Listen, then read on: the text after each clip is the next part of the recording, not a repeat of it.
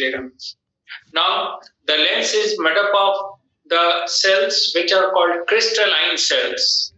आपके असाइनमेंट में बनाया हुआ डायग्राम, ये जो आप सेल्स देख रहे हैं, these are the cells, जिसको crystalline cells कहते हैं. And these crystalline cells are arranged in single layer at the periphery or margin. ये single layer में है at the periphery or margin. जैसे यहाँ पे आप देखिए ये सेल्स पेरिफेरी या मार्जिन पे है, एक ही लेयर में है. इधर भी आप देखिए एक लेयर है. तो ये जो सेल्स है जिनको क्रिस्टलाइन सेल्स कह रहे हैं, these are arranged at the periphery or margin in single layer. और important चीज है, इस पर ध्यान दीजिएगा कि the nuclei of these cells are present towards the base, means towards the periphery. ये इसका न्यूक्लियस है और आप देखिएगा न्यूक्लियस का पोजीशन पेरिफेरी या मार्जिन की ओर है. ये बीच में नहीं है, यहाँ नहीं है, ये it is present at the periphery और मार्जिन. और इसका एक फायदा है, अगर ये बीच में होता तो ये लाइट के पैसेज को ऑब्स्ट्रक्ट कर सकता था, लेकिन ये पेरिफेरी या मार्जिन पे है तो it doesn't obstruct the passage of the light rays through the lens. तो ये सेल्स है crystalline cells. These are transparent cells. ये ट्रांसपेरेंट है, पारदर्शी है.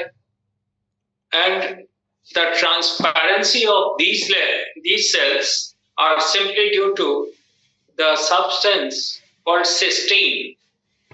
ये जो क्रिस्टलाइन सेल्स ट्रांसपेरेंट है उसका कारण है कि इसके अंदर सिस्टीन, CYSTINE, सिस्टीन नाम का सब्सटेंस है. And this cysteine is synthesized from glutathione, and glutathione is the byproduct of carbohydrate metabolism. Carbohydrate metabolism का byproduct है glutathione, और glutathione ही निर्माण करता है cysteine का. And cysteine is responsible for transparency of the lens. तो इसके अंदर सिस्टीन है जो इन सेल्स को ट्रांसपेरेंट बनाए रखता है. सिस्टीन का निर्माण होता है ग्लूटाथियोन से, और ग्लूटाथियोन फॉर्म करता है ड्यूरिंग कार्बोहाइड्रेट मेटाबॉलिज्म. तो obviously whenever the carbohydrate metabolism gets hampered, जब कभी भी कार्बोहाइड्रेट मेटाबॉलिज्म डिफेक्टिव होगा, कोई प्रॉब्लम आएगा, तो in that condition amount of cysteine will decrease and the lens will become opaque. जब कभी भी कार्बोहाइड्रेट मेटाबॉलिज्म में डिफेक्टिव होगा, कोई प्रॉब्लम आएगा, तो ग्लूटाथियोन का निर्माण कम होगा, और ग्लूटाथियोन कम बनेगा तो सिस्टीन का फॉर्मेशन भी कम होगा, और सिस्टीन की कमी के कारण these cells will become opaque. इनकी ट्रांसपेरेंसी खत्म हो जाएगी. और यही होता है in the old age due to nutritional deficiency. जैसे जैसे उम्र बढ़ती है तो प्रॉपर न्यूट्रिशन नहीं मिलने से लेंस का ट्रांसपेरेंसी भी कम होता है. और दूसरा प्रॉब्लम आता है डायबिटिक पेशेंट. तो डायबिटिक पेशेंट में कार्बोहाइड्रेट मेटाबॉलिज्म हैम्पर्ड है due to the hyposecretion of insulin, और इसलिए वहां भी सिस्टीन की मात्रा कम होगी. तो आप देखिएगा ओल्ड एज में या डायबिटिक पेशेंट में एक प्रॉब्लम आ जाता है कि लेंस ओपेक हो गया, यानी इससे होकर लाइट रे पास नहीं करता है, और this condition is called cataract. इसको मोतियाबिंद कहते हैं, कैटरेक्ट. तो कैटरेक्ट में अब आप समझ गए कि कैटरेक्ट का कारण है कि लेंस के अंदर सिस्टीन का अमाउंट कम होना, और जब कभी भी सिस्टीन कम होगा लेंस की ट्रांसपेरेंसी कम हो जाएगी, तो कोई भी लाइट रे से पास नहीं करेगा, तो पर्सन ब्लाइंड के जैसा हो जाएगा. इसी को मोतियाबिंद कहते हैं. तो डायबिटीज के केस में ये काफी कॉमन है. ओल्ड एज में भी ये प्रॉब्लम ये कॉमन है, मोतियाबिंद हो जाता है, ज्यादा एज में आंख में डेवलप हो जाता है. और अभी कोरोना के समय में लाइफ सेविंग ड्रग्स में कॉर्टिसोन का इस्तेमाल काफी किया गया, और हम लोग जानते हैं कि कॉर्टिसोन ये ग्लूकोकॉर्टिकॉइड है, और इसकी टेंडेंसी होती है ब्लड में ग्लूकोज लेवल बढ़ाने का. तो काफी ज्यादा ग्लूकोज लेवल बढ़ने के कारण भी, और उसका मेटाबॉलिज्म प्रॉपर नहीं हुआ, उसके कारण भी अब जो कोरोना के पेशेंट जो बच भी गए अब उनको आईज का प्रॉब्लम हो रहा है, मोतियाबिंद या cataract. It is now very common in the person who has already suffered from corona infection. तो ये हम लोगों ने लेंस को डिस्कस किया. फिर से देख लीजिए, लेंस इज सिंगल और unpaired structure. It is present just behind the pupil. It is connected to the ciliary body by suspensory ligaments. और लेंस का डायमीटर अगर देखें तो 11 मिलीमीटर इन डायमीटर.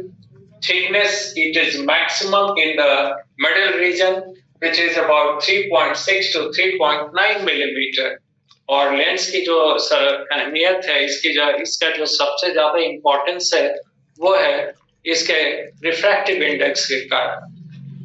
तो refractive index of the lens is maximum 1.4, obviously in the middle region. जब light ray pass करेगा इसके centre से, बीच वाले हिस्से से जहां पे कॉन्वेक्सिटी जाता है, तो वहां पे रिफ्रैक्टिव इंडेक्स होता है 1.4, मैक्सिमम इन द आईज. हम लोगों ने डिस्कस किया था refractive index in case of aqueous humour is 1.34. Cornea का हम लोगों ने कहा था 1.38 और अब लेंस में सबसे ज्यादा है 1.4. Now, outer cover of the lens is fibrous capsule, which is thin and transparent, and it is also elastic. Elastic भी है, thin भी है, पतला है, transparent है, पारदर्शी है और काफी मजबूत भी है, tough भी है. तो ये तो लेंस को प्रोटेक्ट करता ही है और साथ ही साथ ये सस्पेंसिव लिगामेंट्स हैं वो इसी कैप्सूल से जुड़ा होता है. इसके अंदर सेल्स हैं. सेल्स का नाम दिया है crystalline cells. All these cells are arranged in single layer at the periphery. Margin पे एक single layer में arranged है. सभी का न्यूक्लियस का पोजीशन देखिएगा तो नीचे की ओर है, बेस की ओर, यानी towards the periphery और margin of the lens. इसका फायदा यह है कि लाइट से जब पास करेगा तो बीच में ये न्यूक्लियस इसका रुकावट नहीं बनेगा. तो लेंस का एक सबसे इम्पोर्टेंट रोल है इमेज फॉर्मेशन. अब लेंस के बाद जो पार्ट है वो आप डायग्राम में भी देखिए या लास्ट क्लास में भी डिस्कस किया था, दैट इज एक्वस चैम्बर. और aqueous chamber is lined by highlight fibre और इसके बीच में एक कैनाल है, हाइलाइट कैनाल, जो आगे की ओर हाइलाइट फॉसा बनाता है जिसमें लेंस का पोस्टीरियर रीजन मौजूद है और पीछे की ओर hyaloid canal is connected to the blind spot. Now ये जो विट्रियस चैम्बर है, it is filled with vitreous humour. दो तरह का ट्रांससेलुलर फ्लूइड है आइस में, aqueous humour, vitreous humour. Aqueous humour aqueous chamber में था, विट्रियस ह्यूमर विट्रियस चैम्बर में. और विट्रियस ह्यूमर को हम लोगों ने कहा था लेस डायनामिक, लास्ट क्लास में डिस्कस किया था, याद होगा. इसलिए कि विट्रियस ह्यूमर का जो सोर्स है वो है कैपिलरीज प्रेजेंट इन द कोरवाइड और कोरवाइड के नीचे 10 लेयर रेटिना का है. जैसे कोरवाइड है उसके बाद 10 लेयर रेटिना का है. तो कोई भी सब्सटेंस कैपिलरी से जो कोरवाइड में वहां से जब आएगा तो 10 लेयर रेटिना से गुजरना पड़ेगा. तो ऑब्वियसली ये जो एक्सचेंज है वो उतना फास्ट नहीं होगा जैसा एक्वस ह्यूमर में था. सो इट्स लेस डायनामिक और इसका भी रिफ्रैक्टिव इंडेक्स है 1.34, सेम जैसा एक्वस ह्यूमर का वैसा ही रिफ्रैक्टिव इंडेक्स इसका भी 1.34. और इसके अलावा ऑकुलर प्रेशर जो कहते हैं it is also 25 to 30 mm of AG. अब विट्रियस ह्यूमर का जो ऑकुलर प्रेशर है वो मदद करता है आई बॉल के एक निश्चित शेप को मेंटेन करने में. अगर विट्रियस ह्यूमर का ऑकुलर प्रेशर बढ़ जाएगा तो आई बॉल बल्ज कर जाएगा, वो ये स्वेलिंग हो जाएगा. और अगर अगर विट्रियस ह्यूमर कम होगा तो रेटिना डैमेज होने लगेगा, जो आगे हम लोग पढ़ेंगे इसको रेटिनल डिटैचमेंट कहते हैं. अब विट्रियस ह्यूमर का प्रेशर बढ़ेगा तो ब्लाइंड स्पॉट, जैसे आप देखिए ये यहाँ पे रेटिना है तो रेटिना में यहाँ पे ये स्ट्रक्चर होता है blind spot. This is blind spot और ब्लाइंड स्पॉट से ही लगा होता है ऑप्टिक न्यूरॉन. तो जब यहाँ पे विट्रियस ह्यूमर का प्रेशर यहाँ पे बढ़ेगा तो ब्लाइंड स्पॉट पे जो नर्व है optic neuron they will get damage, person will become blind. इस कंडीशन को ग्लाकोमा कहते हैं. तो आगे हम लोग बात करेंगे.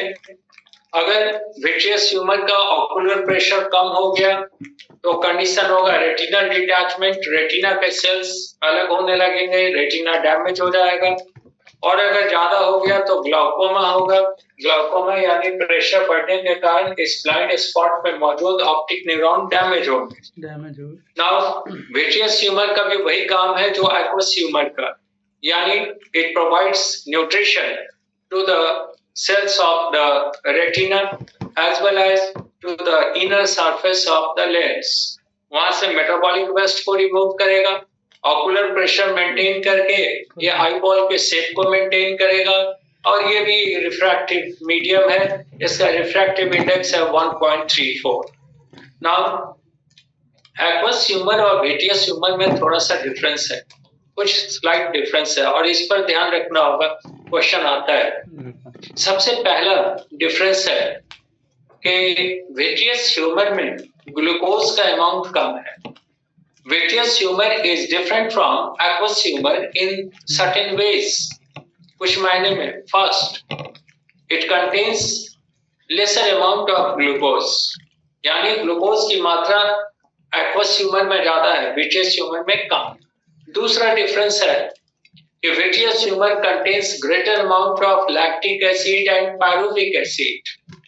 विट्रियस ह्यूमर में लैक्टिक एसिड और पायरुविक एसिड का अमाउंट ज्यादा है, और वो एक्वस ह्यूमर में बहुत कम होता है।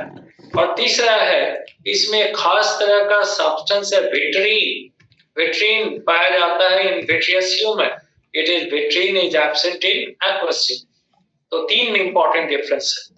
पहला है इसमें विट्रियस ह्यूमर में ग्लूकोज का अमाउंट कम है एक्वस ह्यूमर की अपेक्षा। दूसरा है कि इसमें पायरुविक एसिड और लैक्टिक एसिड का अमाउंट ज्यादा है, और तीसरा है कि इसके पास विट्रीन है which is absent in aqueous humour. Otherwise बाकी सब कुछ वही है, कंपोजिशन में वही है, 98.69% वाटर, 1.31% सॉलिड। जो चीज था एक्वस ह्यूमर में वही विट्रियस ह्यूमर में भी है, डिफरेंस सिर्फ इसी तीन चीज में। रिफ्रैक्टिव इंडेक्स भी वही है 1.34, ऑकुलर प्रेशर भी वही है, और ऑलमोस्ट काम भी वही है जो एक्वस ह्यूमर का। एक्वस ह्यूमर आगे आई के आगे पोर्शन में और ये पीछे। तो ये तो डिस्कस हुआ। अब हम लोग डिस्कस करेंगे रेटिना। रेटिना जैसा बराबर कहते हैं, आई में सबसे बाहर का लेयर तो होता है स्क्लेरोटिक, स्क्लेरोटिक के ठीक नीचे कोर्वाइड जो बताया है, और कोर्वाइड के बाद जो इनर लेयर है नर्वस लेयर, वो है रेटिना। रेटिना में दो मेजर पार्ट है। सबसे बाहर वाला हिस्सा पिगमेंट एपिथेलियम, और उसके बाद नॉन लेयर होता है नर्वस एपिथेलियम, जो आज हम लोग देखेंगे।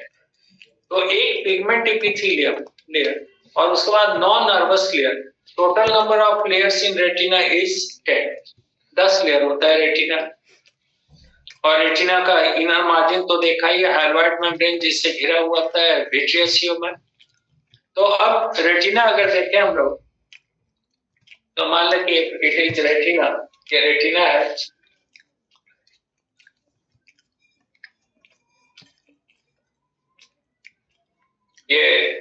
ये मान लें कि इफ इट इज रेटिना, यहाँ लिखा भी है रेटिना। तो इन the line of the lens and प्यूपिल, मान लीजिए यहाँ पे लेंस है, तो लेंस और प्यूपिल के लाइन में यहाँ पे रेटिना के ऊपर पीछे की ओर रेटिना के ऊपर एक एरिया है, ये ग्रीन कलर का एरिया बनाया है। This area is called macula lutea, और इसी को येलो स्पॉट भी कहते हैं।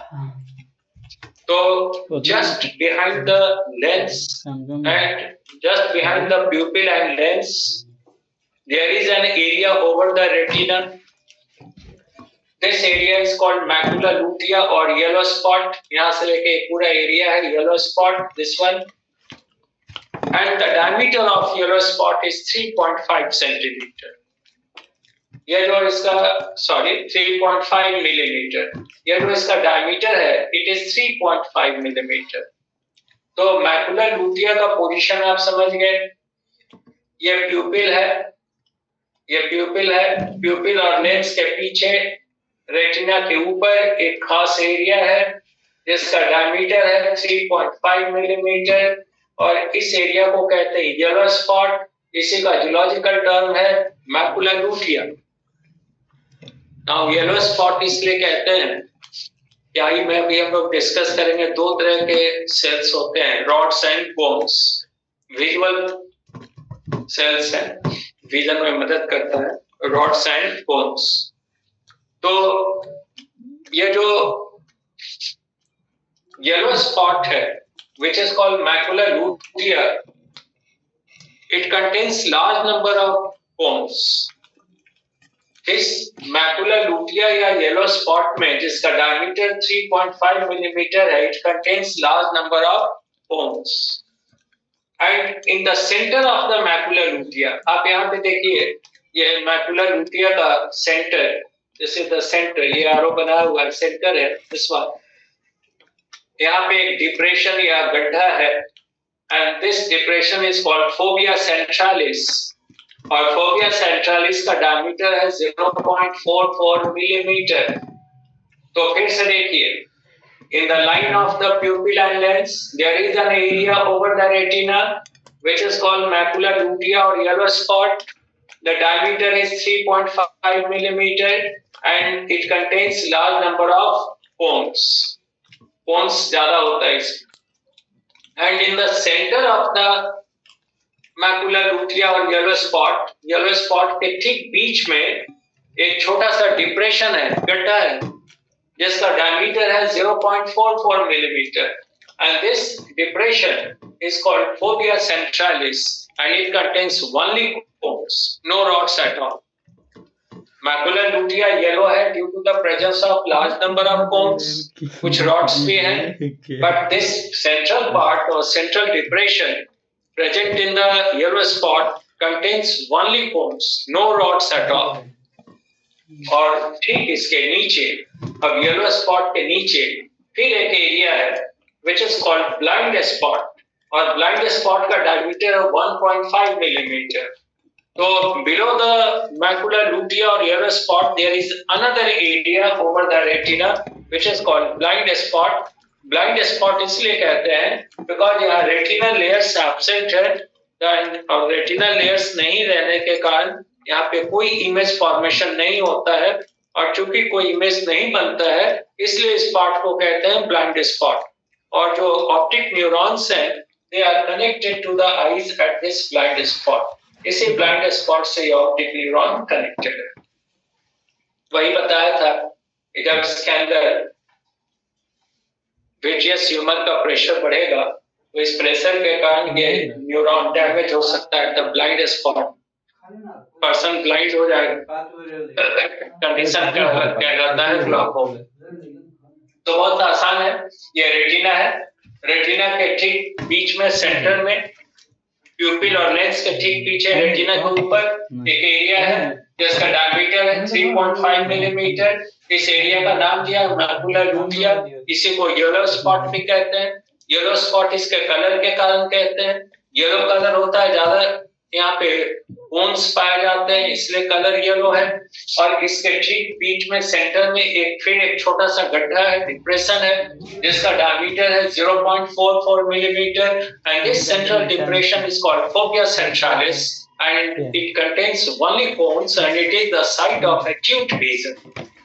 यानी जब यहाँ पे इमेज बनेगा फोबिया सेंट्रालिस पे तो image will be very sharp, काफी शार्प इमेज बनेगा इस phobia सेंट्रालिस।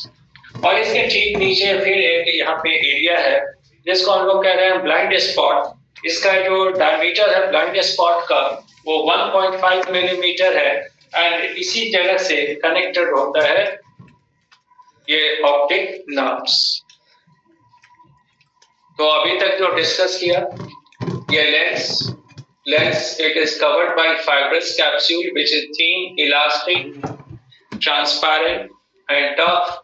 It surrounds the crystalline cells arranged in single layer. Crystalline cells contain the factor called cysteine. Cysteine is synthesized by glutathione and glutathione is the byproduct of carbohydrate metabolism.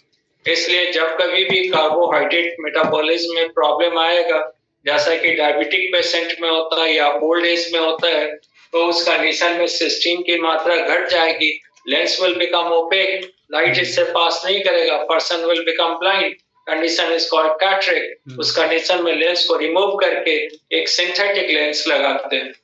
Lens का diameter है 11 millimetre, इसका thickness बीच में सबसे ज्यादा है 3.6 to 3.9 millimetre, और refractive index भी सबसे ज्यादा बीच में है एंड इट इज 1.4 मैक्सिमम ऊंचाई में। ये कनेक्टेड होता है सीलियरी बॉडी से बाय सस्पेंसरी लिगामेंट। उसके बाद हम लोगों ने डिस्कस किया vitreous humour. Vitreous humor is present in the vitreous chamber. Vitreous chamber is the part in between the lens and retina. Lens और रेटिना के बीच का हिस्सा है। It is surrounded by the hyaloid membrane, और ये दो चैम्बर में बटा हुआ upper and lower by the hyaloid canal. Hyaloid canal का आगे वाला हिस्सा व्हाइट है which is called hyaloid fossa. It accommodates the posterior more convex part of the lens. पीछे की ओर it is connected to the blind spot. Hyaloid canal का function adult में नहीं है, लेकिन डेवलपमेंट के समय एम्ब्रियोनिक स्टेज में this hyaloid canal provides nutrition to the lens. ये लेंस को न्यूट्रिशन प्रोवाइड करता है। Now lens is non vascularised, जैसे कॉर्निया नॉन वैस्कुलराइज्ड था, लेंस भी नॉन वैस्कुलराइज्ड है। तो लेंस को जो न्यूट्रिशन मिलता है वो दो सोर्सेस से। Outer surface receives nutrition from aqueous humor and inner surface receives nutrition from the vitreous humor. तो लेंस का अपना कोई ब्लड सप्लाई नहीं है, ना न्यूट्रिशन सप्लाई है, ये एक्वस ह्यूमर और विट्रियस ह्यूमर से न्यूट्रिशन को लेता है। और अब इसके बाद हम लोगों ने डिस्कस किया ये रेटिना। रेटिना में 10 लेयर है जो अब हम लोग डिस्कस करेंगे। 10 लेयर्स है रेटिना में। बाहर का लेयर होता है पिगमेंट एपिथेलियम, और बाकी जो 9 लेयर्स हैं वो नर्वस एपिथेलियम। तो फिलहाल यहाँ पे रेटिना में बीच में प्यूपिल और लेंस के ठीक लाइन में पीछे यहाँ पे एक एरिया है जो ग्रीन कलर से बनाया है, macula lutea yellow spot. Diameter है 3.5 मिलीमीटर। इसमें कोन्स की संख्या काफी ज्यादा है, इसलिए कलर है येलो। और इसके बीच में एक सेंट्रल डिप्रेशन है जिसका डायमीटर है 0.44 मिलीमीटर। उसको कहते हैं fovea centralis and it contains only cones. वो सिर्फ कोन है। और आगे हम लोग देखेंगे कोन के जहाँ पे होगा तो इमेज फॉर्मेशन बहुत क्लियर होगा, शार्प होगा। That's why it is the site of acute vision. और इसके नीचे ये फिर एक एरिया है जिसका डायमीटर है 1.5 मिलीमीटर, और यहाँ पे रेटिनल लेयर्स एब्सेंट है, इसलिए यहाँ कोई इमेज फॉर्मेशन नहीं होता है। और यहीं से ऑप्टिक न्यूरॉन कनेक्टेड है आई से, इसलिए इसका नाम देते हैं ब्लाइंड स्पॉट। अब हम लोग बात करेंगे रेटिना के अंदर जो डिफरेंट सेल्स है। 2 major types of cells present in the nervous layer of retina, rods and cones. 2 important type के सेल्स हैं रेटिना में, एक तो रॉड और दूसरा कोन। 1 मिनट ब्रेक करते हैं फिर डिस्कस करें।